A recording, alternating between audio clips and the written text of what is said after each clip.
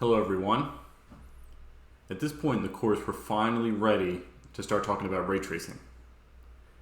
So this will be a really cool thing, and this is the way of the future with rendering. But let's take a moment to look a little bit more at the past of rendering first so we know where we're coming from. What we've looked at so far is part of what's known as an object-first rendering pipeline. So to show you what I mean, this is what happens for most real-time rendering. So everything that you draw is a triangle. And what we have to figure out is, okay, the triangles are made up of a bunch of vertices that we send to the vertex buffer, right? To figure out exactly where they go on the viewing screen, we have to figure out where the camera's looking, and also some perspective information about the camera. We'll talk a little bit more about that in the coming weeks. Then, of course, we do things with the fragment shader, and we do lighting calculations on the vertex and the fragment shader, and some other stuff happens in between, and we get this final image. But the main point here is that it's object first. What it means is you have a bunch of triangles, those are the objects.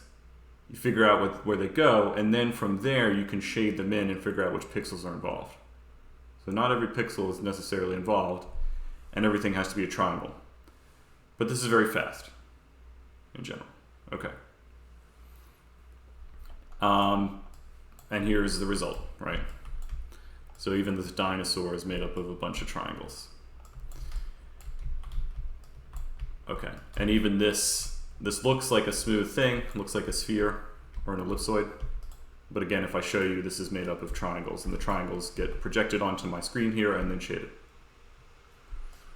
Okay, but we're going to talk about another way of doing rendering, which does things a little bit backwards. So this is ray tracing. So ray tracing, instead of going object first, we say it goes pixel first. So here's the idea. I have my eye that's looking out into a scene. And there's some stuff out there. There's like a sphere here, maybe some weird shapes over here, okay. And then there's some kind of light source, right? So let's say that there's a red light over here.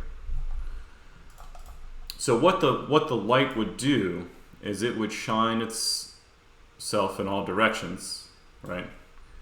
And then it would bounce off of surfaces in other directions. Some of the light would directly go to the eye. Some of the light would have to bounce off surfaces first, but it would eventually get there. But it might be a different color because the surface has absorbed it. Sometimes the light will even keep going, so maybe it'll bounce off of this surface and then bounce off of this one, and then make it over to the eye. Okay. So there's a lot of different paths that light can take to get to the eye. But what we're going to do actually is go backwards. So instead of considering paths from light to the eye, we're going to say, okay, how do I get from the eye to light? And let me see which rays would actually do it. So if I send out a ray around here,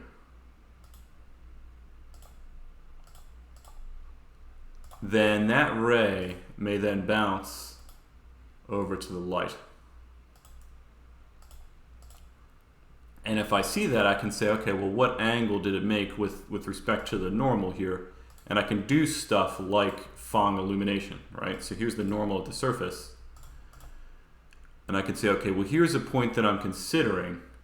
I saw that my ray hit the object here. And so I'll do something like a ray intersects sphere.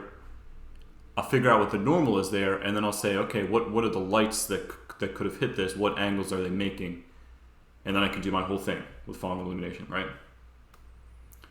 Okay, but the idea is, instead of coming up with a screen that I'm looking at and projecting things onto it and then shading them, instead what I do is I send a pixel out.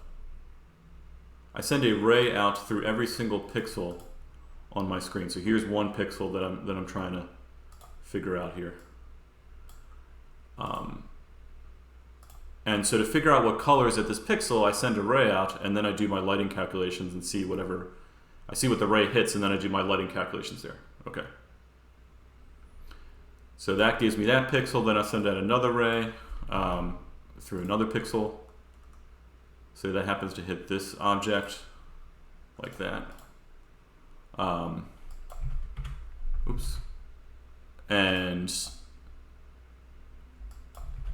trying to get this to look nice here. And then we'll see, you know, based on the normal there, we'll have another lighting calculation to do.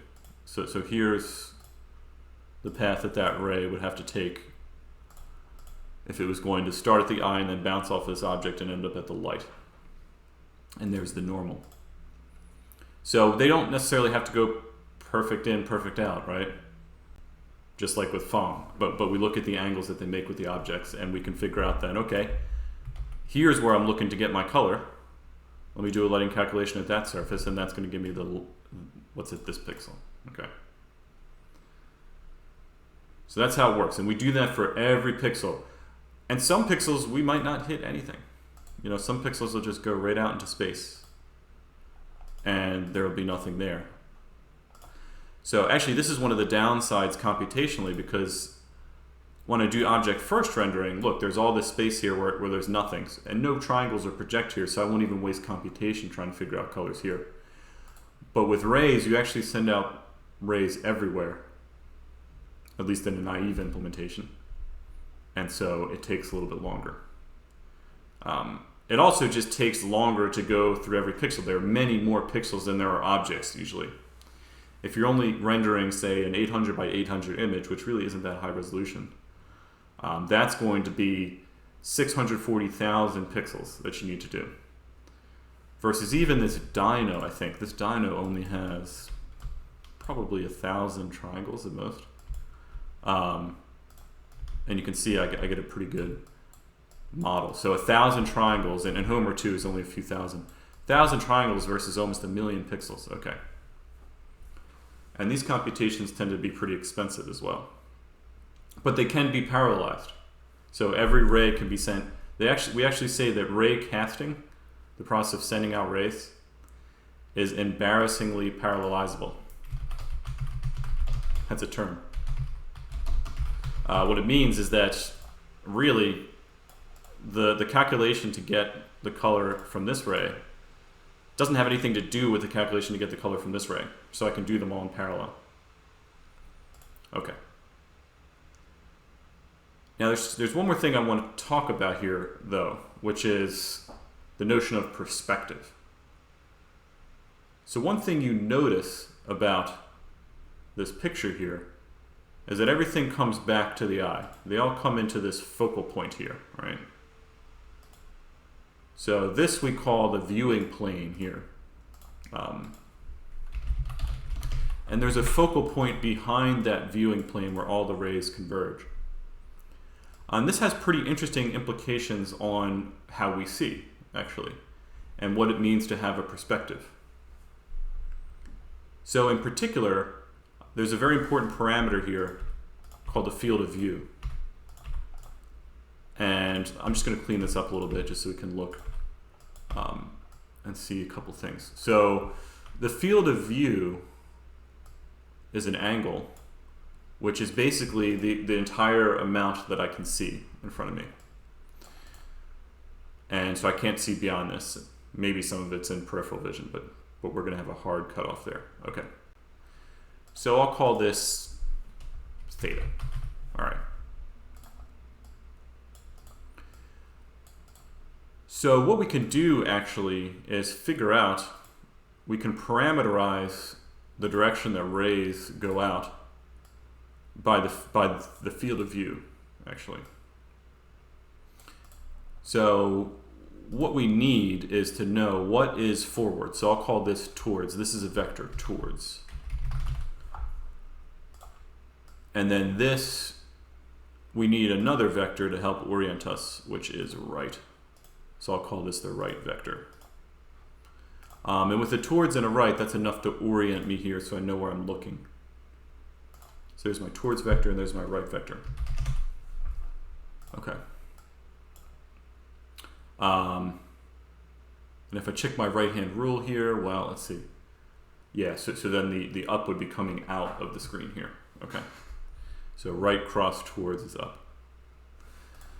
Okay, but let's just focus on the plane here. I mean, we see in 3D, but let's just pretend that we're in flat land for a second, and we're looking here. So we can say, well, what if we go through a particular ray, and let's say that the full extent of my viewing is expressed as, we'll say this is +1 here times right, times the right vector. And then we'll say that this is up here is a -1. Oops. -1 times the right vector. And so we want to know something in between. I'll say that this has a coordinate of x. Oops, x. And okay, so x is some number between -1 and 1, just like it would be in our viewing window, right? So we're going to be casting rays out through this window where the center is here at 0, 0. But then left in x is -1. And then, so the upper left would be -1 in x. The upper right would be 1 in x and 1 in y, and so on and so forth. So we're going back to using these viewing coordinates again, and we're going to use these viewing coordinates to cast our rays, to send our rays out. I'm just going to focus again on this slice right here. So we'll say y is equal to 0 for now. And I'll show you, given a particular choice x, so a particular pixel with an x, which is between -1 and 1, how to figure out the components of the ray's direction vector in terms of the field of view. Okay, so what we notice actually, it's really a trigonometry problem again. If I look at the upper half of this picture here, what I see is this makes a right triangle. And so really, let me get the vector. We'll say towards is a unit vector that goes up to here. And then the right vector is a vector like this that goes, yeah, I guess I'm drawing right going down here. So the right vector goes like this. And so I see on both sides it makes a right triangle here. At the extremities, what I see is that, so this angle in each right triangle is half of the field of view, right? So I see actually is x, if this is 1, if this has a length of 1, the towards vector, then this has a length of tangent of the field of view. So tangent, remember, is opposite over adjacent. So we say that tangent of the field of view over 2 is equal to x, or is equal to the full extent in right. So I'll say